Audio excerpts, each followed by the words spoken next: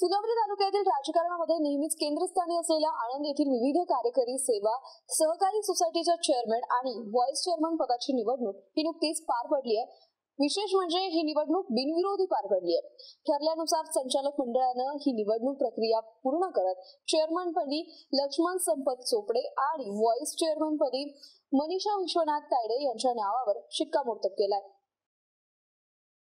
सोसायटीच्या संचालक मंडळाच्या बैठकीत ही निवड प्रक्रिया घेण्यात आली। पूर्वी ठरलेल्या फॉर्म्युल्यानुसार अजिनाथ पायगव्हाण यांनी चेअरमन पदाचा राजीनामा दिल्यानंतर ही जागा रिक्त झाली होती। त्यानुसार चेअरमन पदासाठी लक्ष्मण चोपडे आणि व्हाईस चेअरमन पदासाठी मनीषा तायडे यांचे एकमेव अर्ज दाखल झाले होते। त्यामुळे निवडणूक निर्णय अधिकाऱ्यांनी दोघांचीही बिनविरोध निवड झाल्याचं घोषित केलंय। यावेळी संचालक मंडळात अजिनाथ पायगव्हाण, शेख अब्दुल्ला, काकांची तायडे, कचरू पायगव्हाण, विलास पायगव्हाण, किरण पांडे, सुभाष फसाटे, अशोक सरवणे, छगन बिडवे, वैशाली तायडे आणि शामराव गायके हे उपस्थित होते। नवनिर्वाचित चेअरमन आणि व्हाईस चेअरमन यांचे अभिनंदन करण्यासाठी गावचे सरपंच कैलास गायके, उपसरपंच सुनील तायडे, माजी उपसरपंच रामेश्वर चोपडे, नामदेवराव पायगव्हाण, जगन दाढे, प्रकाश पायगव्हाण, जितेंद्र तायडे, राजू फसाटे, विजय तायडे, दिलीप वायकोस, हरिश्याम चोपडे, शामराव चोपडे, समीर पठाण, अनिल तायडे, संतोष तायडे, आरेफ शेख, सुनील फसाटे यांच्यासह मोठ्या संख्येने ग्रामस्थ उपस्थित होते। आळंद सोसायटीच्या माध्यमातून शेतकरी आणि ग्रामस्थांच्या हितासाठी